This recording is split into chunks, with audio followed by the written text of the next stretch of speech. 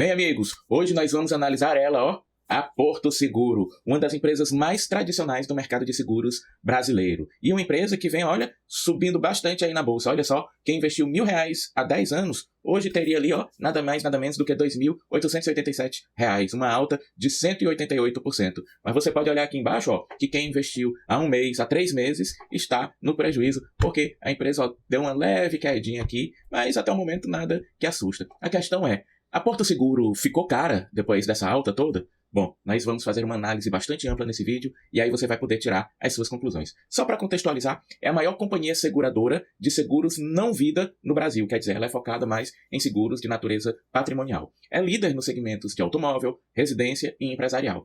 Aproximadamente 16 milhões de clientes, é diversificada em 4 vertentes: seguro, saúde, banco e serviços. Sua estrutura societária é dividida ali entre 2 acionistas controladores, a família Garfinkel e o Itaú, de um lado. Esses 2 proprietários têm mais de 70% das ações da empresa, e a empresa tem feito aquisições, né? Adquiriu a Segfy, a ConnectCar, a PetLove, a Oncoclínica, a Unigás. Então, é uma empresa que não está parada, né? Ela tem um aplicativo também que vem recebendo bastante adesão dos clientes, então é definitivamente uma empresa que está se movimentando, né? Bom, veja só, 57% do lucro da Porto Seguro vem da vertente de seguros, 21% do setor bancário, 15% da área de saúde e 6% em serviços. Então, uma empresa aqui bastante diversificada, né? Observe que nessas 4 vertentes a empresa apresentou agora, no primeiro trimestre de 2024, bons resultados, né? Mais 320 mil veículos segurados, mais 135 mil beneficiários de saúde, aumento da receita em 21% no Porto Bank, né?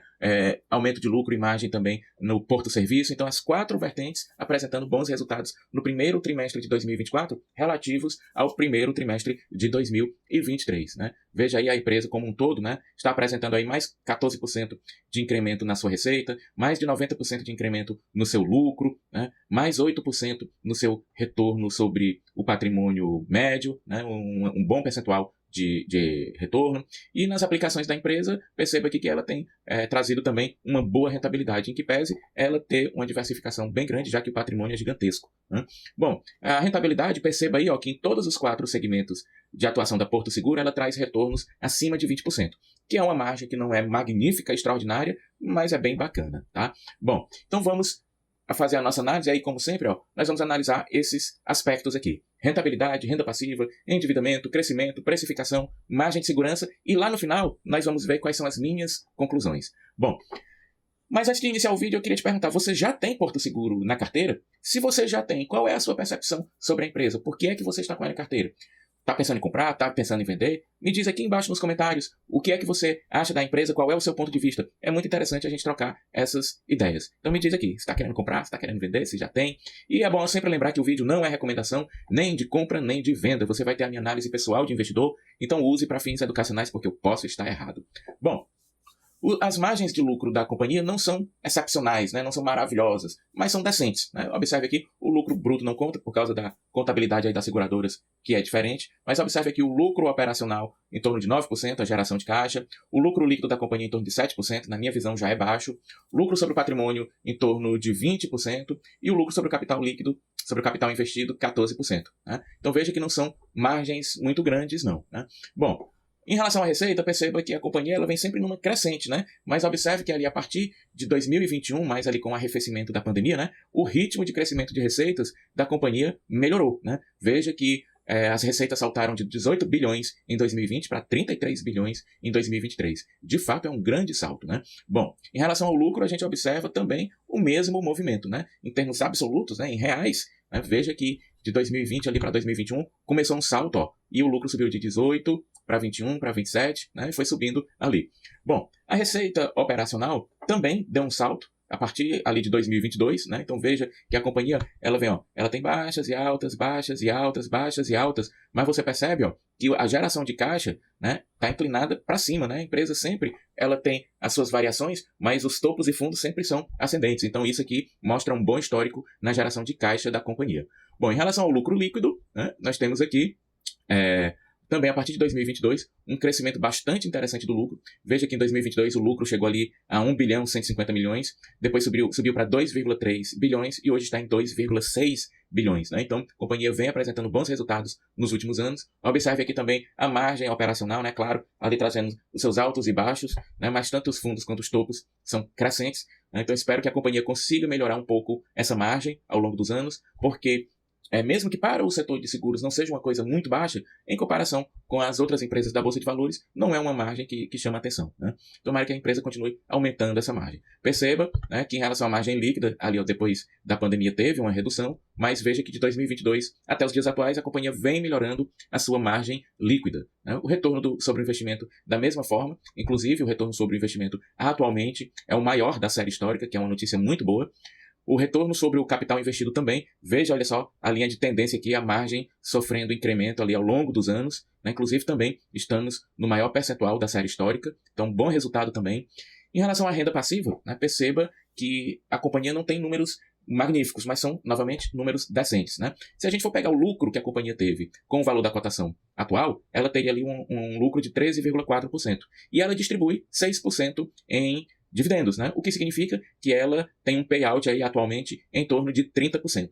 Vamos ver a série histórica, né? Veja, ó, que o lucro por ação, né, vinha tendo ali, ó, alta após alta, e em 2020, com a nossa crise sanitária que o mundo passou, infelizmente, houve uma queda, né? Mas veja que novamente, a partir de 2021, 22, 23, essa margem, esse lucro por ação vem se recuperando. Já está aqui próximo do que chegou ali em 2018, 2019, né? Tomara que a companhia continue nesse ritmo aí para melhorar a sua lucratividade. Em relação aos dividendos, a gente não vê exatamente um padrão. Perceba aqui, ó, que há dois altos bem grandes, né, em 2018 e 2020, mas temos aqui pontos de baixa, né? Mas veja que no curto prazo, vamos dizer assim, né, 22, 23, 24, a gente está no melhor número dos últimos anos, né? Mais um indício aí de que a companhia pode estar se recuperando da crise que tivemos sanitária, trazendo mais lucros aí para os próximos anos. Renovo meus votos que sim, né?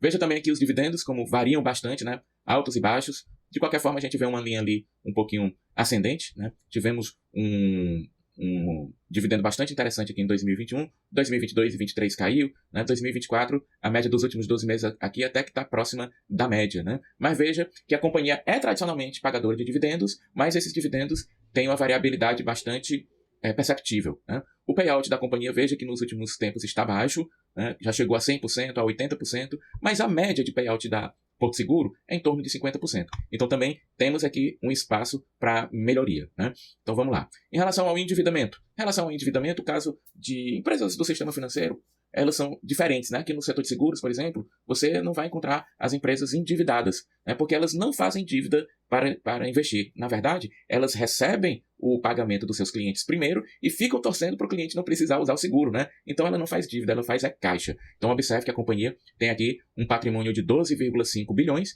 e a quase totalidade desse patrimônio, 11,9 bilhões, está em disponibilidades, ou seja, é dinheiro líquido, né? Deve estar ali em aplicações naturalmente, mas é patrimônio que pode ser transformado em dinheiro a qualquer momento. Então dívida não é um problema para a Porto Seguro, para as seguradoras de um modo geral, né? De qualquer maneira, perceba aqui, ó, que de 2021 para cá, a companhia vem melhorando seu caixa, era 8 bilhões, passou para 10, estamos aqui com 12 nesse momento, né? A liquidez corrente, ó, segue aqui mais ou menos dentro do padrão, o que diz que a companhia tem disponibilidade, tem caixa suficiente para pagar suas dívidas de curto prazo, suas despesas de curto prazo. Então, dívida não é problema para Porto Seguro. Em relação ao crescimento tanto de receitas como de lucros, temos aqui um outro número razoável, né? Não é um grande crescimento, mas também não é um crescimento pequeno, né? A companhia cresce suas receitas e lucros aí na base de 13% ao longo dos últimos 5 anos, né? Veja que nesse histórico aqui, ó, a companhia vem melhorando esse percentual, né? Era 4, 3, 5, depois subiu para 10, para 12, ó, estamos aqui em 13, né? Da mesma forma, com o crescimento de lucros. Hoje, o crescimento de lucros na base de 5 anos está em 13%, o que é o melhor número da série histórica aqui da Porto Seguro. Né? Você percebe que a companhia demonstra altos e baixos, a companhia não demonstra números muito chamativos, números bastante razoáveis, né? Mas é interessante que em vários indicadores ela está chegando, né, no seu limite de eficiência, né? O crescimento está aumentando, os retornos estão aumentando, as margens estão aumentando, dividendos estão aumentando. O que é que isso diz para mim? Que a empresa ela tem conseguido aumentar suas receitas, tem conseguido aumentar seus lucros, mas principalmente ela tem conseguido aumentar a sua eficiência, a sua produtividade, a sua capacidade de fazer dinheiro. E isso é um ponto positivo que chama bastante a minha atenção. Por quê? Porque isso traz uma expectativa de que os números dos próximos anos venham ainda melhores, né? Bom, fluxo de investimentos, aqui a gente vê que subiu, e depois a empresa, né, vem dando uma segurada aí nos últimos meses.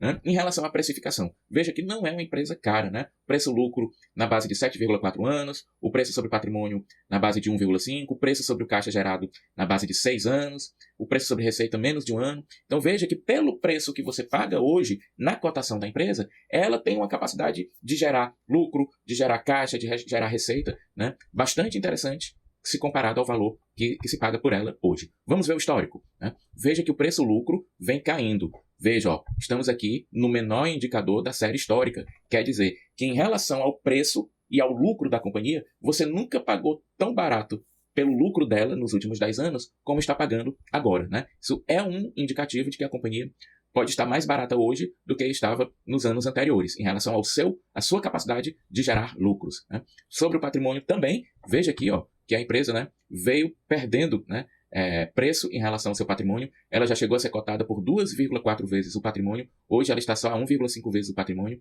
né? Então, mais um indicador que nos diz que a Porto Seguro pode estar barata, mesmo com as cotações subindo. Interessante, né? Olha só de novo aqui, hein? O preço em relação ao caixa que a companhia gera já foi de 72, já foi de 40, hoje está no menor número, no menor preço pelo caixa que a companhia gera, né? Hoje o preço que você paga pela companhia, no valor de cotação, retorna em caixa gerado por ela no período ali de 6,1 anos, né? Outro indicativo de que a empresa pode estar barata, né? E também no preço sobre receita a gente vê que a setinha está virada para baixo, novamente um indicador que está num dos índices mais baratos da série histórica, né? Então olha os indicativos de que a empresa continua mais barata, aliás, está mais barata do que antes, mesmo com as suas cotações subindo, são reais, né? Perceba que todos os indicadores de precificação estão indicando que a companhia está mais barata hoje do que esteve anos atrás. Agora, será que tem margem? Olha só, pelo critério do método Bazin, não tem muita margem não. Por quê? Porque o dividendo dela está em torno de 6%, né? E a gente sabe que o Bazin calcula a margem dele, né, na base de 6%. Então faltaria ali só 1,81% para o preço justo. Mas, na fórmula de Graham, perceba que para Graham, o preço justo da Porto Seguro hoje seria R$ 41,62. Quer dizer, uma margem de segurança em torno de 40%. Então eu posso entender aqui que a companhia, sim, ainda tem uma certa margem, sim. Tá? Aí fica a pergunta, né? Diante de todos esses números que eu te apresentei, do histórico desses números que eu te apresentei, qual é a sua conclusão, hein?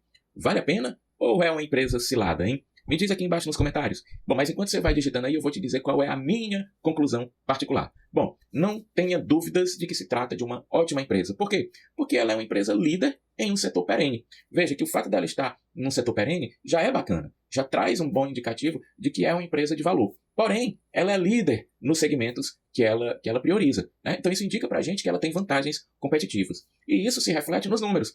Observe, ó, que a gente viu receitas crescentes, lucros crescentes, caixa crescente, vimos que a empresa está crescendo, vimos também que a margem não é das mais altas, mas os retornos sobre o investimento e sobre o capital investido são bem interessantes, acima de 20%. Né? Então veja que, de fato, né, não temos margens gigantescas, mas temos boas margens, bons retornos e o mais importante, né, ao mesmo tempo que a gente viu as margens subindo e chegando nos seus maiores percentuais da série histórica, a gente viu o quê?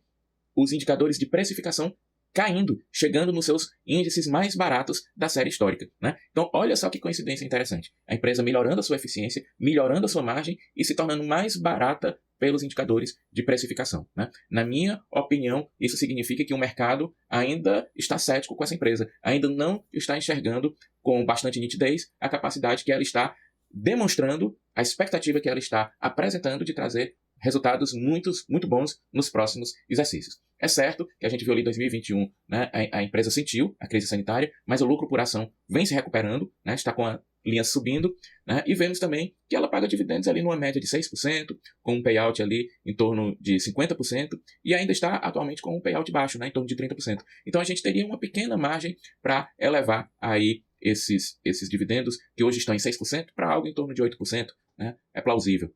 Além disso, como eu já falei, os múltiplos de preço indicam que a empresa está mais barata em relação à sua capacidade de gerar riqueza. Mesmo que as cotações estejam próximas das máximas históricas, a empresa não estaria cara, pelo menos segundo o que dizem pra gente, os múltiplos de preço, né? Então, aparentemente, ainda há margem de segurança.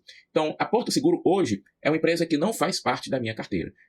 Porém, ela entrou no meu radar e eu estou com bastante vontade de fazer uma alocação nela, né? De fazer aí no meu próximo aporte a compra de algumas ações da Porto Seguro para que ela entre na minha carteira. E você, o que acha, hein? Eu deveria comprar ações da Porto Seguro ou não? Me conta aqui embaixo nos comentários. Um grande abraço e até o próximo vídeo.